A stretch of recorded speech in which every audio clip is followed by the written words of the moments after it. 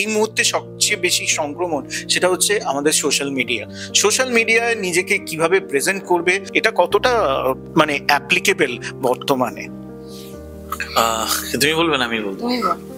দেখো, আমি তোমায় একটা কথা বলি, সোশ্যাল মিডিয়া একটা ফ্যাক্টর, কিন্তু তার জন্য সেটা অভিনয় বা চরিত্রের মাপকাঠি হতে পারে এটা আমি বিশ্বাস করি। তাহলে হয়তো মানে যারা দিকপাল অভিনেতা, যারা বড় বড় অভিনেতা, তারা কোনোদিনই সুযোগ পেতেন না, কারণ তারা কিন্তু সোশ্যাল মিডিয়া ছিলেন না। এখনকার দিনে একটা ট্রেন্ড রয়েছে, কথাটা শুনতে খারাপ লাগবে কিন্তু তাও বলছি, তার কত ফলোয়ার, তার কত লাইকস হয়েছে, কত হয়েছে, সেই সব দেখে তাদের কাস্টিং করা হয়। কিন্তু অনেক সময় কি হয় জানো তো, আমরা থাকি তো ফ্লোরে, তারা কিন্তু ফ্লোরে রিলসটা খুব ভালো বানাচ্ছে, কিন্তু ফ্লোরে গিয়ে একটা ডায়লগ এক লাইন বলতে গিয়ে না 10টা ইঞ্চি করছে, হোঁচট খাচ্ছে। তো এইটা আমরা দেখি। তো কিন্তু সিস্টেমের সাথে চলতে হবে, কিন্তু আমি এই সিস্টেমের অংশ নই, কারণ আমি মনে করি কাজটা ফ্লোরে গিয়ে হয়, অভিনয়টা ফ্লোরে গিয়ে। আর আমি যাদের সাথে অভিনয় করার সুযোগ পেয়েছি পরম সৌভাগ্যবান, কারণ আমি হয়তো আমাদের মহানায়ককে পাইনি, উত্তম কুমারকে পাইনি, দেখতে পাইনি, কিন্তু আমি ওনাকে পাইনি, কিন্তু সৌমিত্র চট্টোপাধ্যায়ের সাথে অনেকগুলো অভিনয় করেছি। তুই বললে বিশ্বাস করবে, আমি এটা আমার গায়ে কাটা, আমি সবাইকে বলি এই কথাটা। আমি একটা সিরিয়াল করতাম জি বাংলায়, সুখ ঠিকানা বৈকুণ্ঠপুর। তো শ্বশুর মশাইয়ের অভিনয় করতেন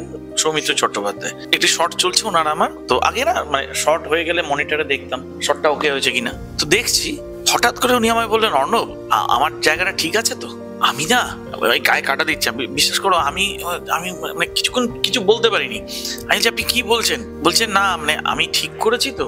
আমার তখন মনে হচ্ছে মাটি ফাঁক হয়ে যাবে, আমি ঢুকে যাবো মাটির ভিতর। আমি বলছি, আমি বলবো আপনি ঠিক করেছেন কিনা, উনি ওই বয়সে এসেও শেখার চেষ্টা করছেন, আর উনি নিজে একটা ইনস্টিটিউট, তো উনি তখনও আমাকে জিজ্ঞেস করছেন, তো ওনার কতটা শেখার ইচ্ছা, কিন্তু এখন হয়তো সেই জিনিসটা নেই একদম। এবং আমি ধরো হারাধন বন্দ্যোপাধ্যায় থেকে, সাবিত্রী আন্টি থেকে, সুপ্রিয়া আন্টি থেকে, মাধবী আন্টি থেকে সবার সাথে অভিনয় করেছি। আমি তাদেরকে দেখেছি। আমি তাই বিশ্বাস করি না একটা সোশ্যাল মিডিয়ায় ফলোয়ার বাড়লে সেটা একটা চরিত্রের মাপকাঠি হতে পারে, আমি বিশ্বাস করি না।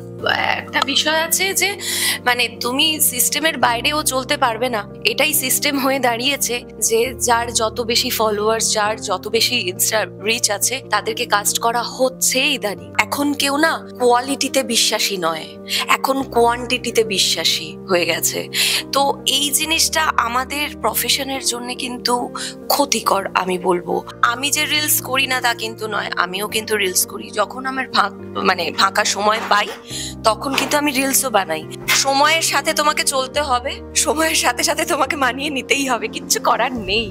হ্যাঁ, এটা কিন্তু আমারও ভালো লাগে রিলস করতে, কারণ আমিও কিন্তু নাচের ব্যাকগ্রাউন্ড, আমার নাচের ব্যাকগ্রাউন্ড, আমি ভরতনাট্যমে 6 ইয়ার ডিপ্লোমা করা, কিন্তু সেটা আলাদা জায়গায় রেখে আমরা যখন পাঠটা করছি, পাঠে মন দিয়ে যদি করি, আমার মনে হয় খুব ভালো হবে সবার জন্য। যারা এই যে বর্তমান যুগে টালমাটাল সম্পর্কগুলো, 13 দিনও যায় না সম্পর্কের, এই যে সম্পর্কর এখন দোলা চলে, সবাই চলছে, টলিউড থেকে শুরু করে আম আদমি জীবনেও কিন্তু এই সম্পর্কটা বড্ড বেশি ফেসবুক, হোয়াটসঅ্যাপ নির্ভর হয়ে গেছে, তাদের জন্য কি মেসেজ থাকবে? হ্যাঁ, মানে আমরা সম্পর্কে বিশ্বাসী। প্রথমে আমি বলি, মানে ঝগড়া অশান্তি সব সম্পর্কের মধ্যেই হয়, আবার সেটা ঠিকও হয়ে যায়, কিন্তু সেটাকে লম্বা করে সেপারেশনটা ঠিক নয়। কিন্তু আমাদেরও কি সব মতের মিল হয়? আমাদেরও অনেক অমিল হয় মতে, কিন্তু তা বলে সেপারেট হয়ে যেতে হবে এটাতে হয়তো আমরা বিশ্বাসী নই, হয়তো আমরা লিভ ইন রিলেশনে বিশ্বাসী নই। আমরা মানে আমি আর ও, যেটা আমরা প্রেম করেছি, হয়তো মানুষ শুনলে ভাববে যে আমরা খুব শেখেলে, হ্যাঁ ব্যাকডেটে, তাতে আমাদের আপত্তি নেই, তাতে আমরা গর্বিত। একটা জিনিস জানতে ইচ্ছে করছে, এই মধ্যে তোমাদের ঝগড়াঝাটি হলে কে থামায় বা কে আগে মুভ করে? সেটা আমি বেশি করি। হ্যাঁ, কারণ মানে একটা আমি বলি, মানে স্ত্রীরা হচ্ছে শক্তি আর স্বামী হচ্ছে সহ্য শক্তি। তো মানে সহ্য শক্তি, ময়না দুর্গা শক্তি, একদম। মা অন্নপূর্ণা দেখেছেন তো আপনার মহালয়? আমার একটা কথা বলবার আছে, এই যে বিষয়টা যে স্বামী স্ত্রীর একটা সম্পর্ক সব সময় তো ভালো ভালো ভালো ভালো হয় না, হতে পারে না, মাঝে মাঝে তো একটু খারাপও হতে লাগে, তবেই তো প্রেমটা বাড়বে। একদমই তাই। আর আমি না ইচ্ছে করে একটু ঝগড়া করিও ওর সঙ্গে, ইচ্ছে করেই করি, কারণ একটু তো লাইফে একটু মশলা কিছু হোক। হ্যাঁ, মানে 1-2 দিন ওর সঙ্গে কথা না বলে থাকা, এই জিনিসটা আমার ভালো লাগে, আমিও এনজয় করি, ওকেও ছেড়ে দিই। মানে যখন ঝগড়াটা হয় তারপরে কেউ কারোর সঙ্গে কথা বলি না, সেই দিনটা একদম কথা বলি না, তারপরের দিন। এখন কিন্তু এটা তুমি বলবে আফটার 13 ইয়ার্স আমি কথা বলি, এটা বলো না।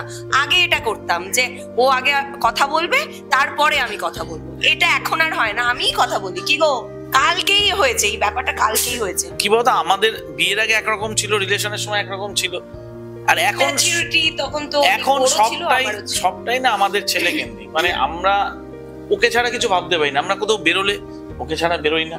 আজকে আসেনি, আজকে হয়তো আসতো কিন্তু ওর এক্সাম চলছে, তো ওকে ছাড়া কিছু ভাবতে পারি না, এখন সবটাই ও কেন্দ্রিক। কারণ কি বলতো, আমরা না একটু বেশি হয়তো ফ্যামিলি ওরিয়েন্টেড, মানে আমরা বাইরের জগৎকে বেশি প্রাধান্য না দিয়ে আমরা আমাদের ফ্যামিলিটাকেই বেশি প্রাধান্য দিই। দ্বিতীয়ত আফটার প্যাক আপ আমার কোথাও মনে হয় বা ওর কোথাও মনে হয় চলো কোথাও যাবে, কোথাও একটু বসবে, আর মানে আমাদের দুজনের কিন্তু কোয়ালিটি টাইম স্পেন্ড। এই যে 13 বছরের একটা সম্পর্ক, এক তো একে অপরের ওপরে বিশ্বাস, দ্বিতীয়ত একটু হলেও এত তো হেকটিক লাইফ আমাদের, তার মধ্যে থেকেও দুজনের একটা যে টাইম বের করা, এটা কিন্তু আমরা কোথাও একটা এই জিনিসটা শিখে গেছি, এই টাইম ম্যানেজমেন্ট।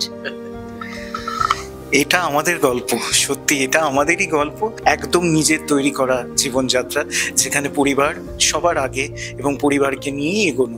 ওদের এই সুন্দর কথোপকথন আপনাদের সামনে তুলে ধরলাম এবং সঙ্গে রাখবেন টুডে স্টোরিকে। আজকে এখানেই ইতি টানলাম। নমস্কার।